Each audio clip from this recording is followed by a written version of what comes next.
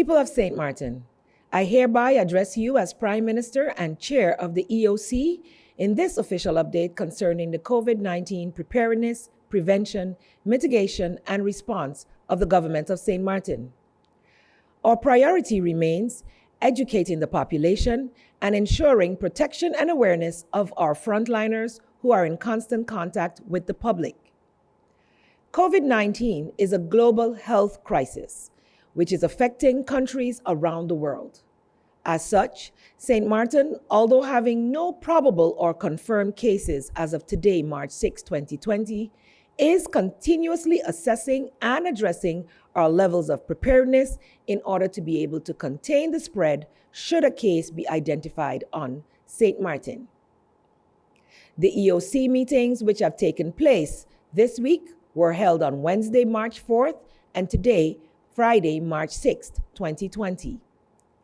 I can hereby update that there have been no new cases of COVID-19 identified on St. Martin, and that the 2 diagnosed patients remain in isolation at the Louis Constant Fleming Hospital. Any reports to the contrary have been deemed as incorrect. Taking St. Martin's size and capacity into account, and in order to further mitigate St. Martin's exposure to the COVID-19 virus, after consultation with EOC members, it has been determined that implementing travel restrictions is an appropriate measure at this time. As such, travel restrictions have been communicated via Thematic, which gives notifications to airlines pertaining to restrictions for travel. As such, all passengers and crew traveling to St. Martin who have been in the last 14 days visiting the cities and/or countries of China, Hong Kong, Iran, Italy, Japan, South Korea, and Singapore are not allowed to transit or enter St. Martin. Let me be clear, this travel restriction does not apply to nationals of the Kingdom of the Netherlands, which includes the Netherlands, St. Martin, Aruba, Bonaire, Curacao, Saba, and St. Eustatius. This also does not apply to residents of St. Martin. This allows for a first level of screening of passengers prior to check-in to travel to St. Martin. The St. Martin Immigration Department will be executing a second check upon arrival. They will be utilizing key questions to ascertain if visitors or residents have traveled to areas within the high rates of infection within the past 14 days. Passengers identified as having traveled from these areas within 14 days will receive a bookmark with key information on what to do in the event they should start to experience or develop symptoms associated with the COVID-19 virus.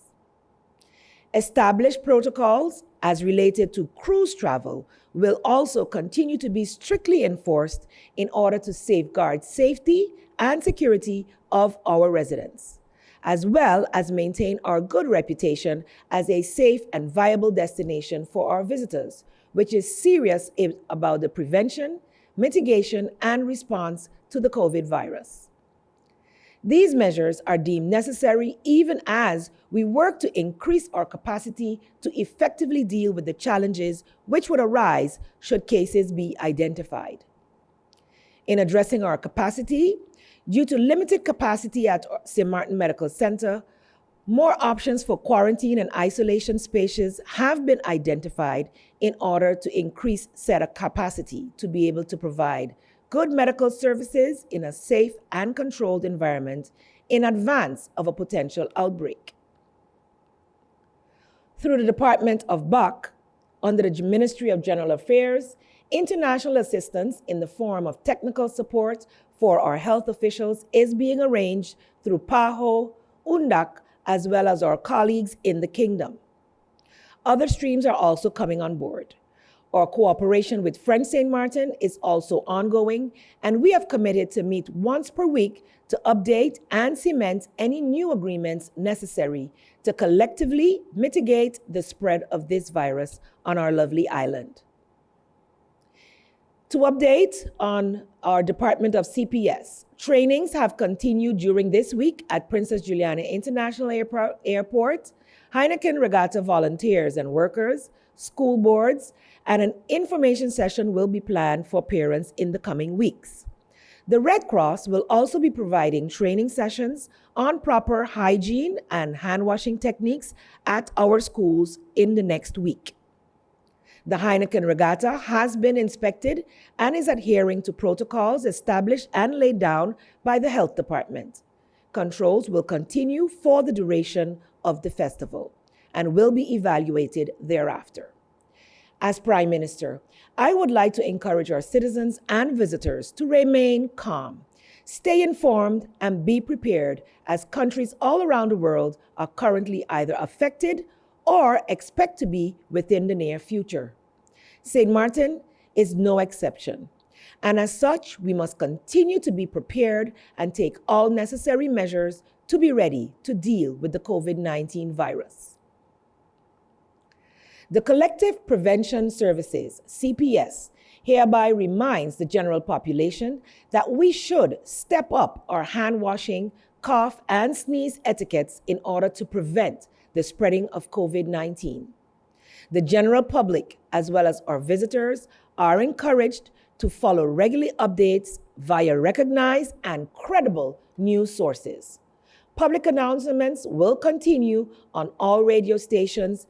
Digital billboards will have messages as well as the print media. Of course, for more information, call the following emergency hotline number 914 of Collective Prevention Service, CPS.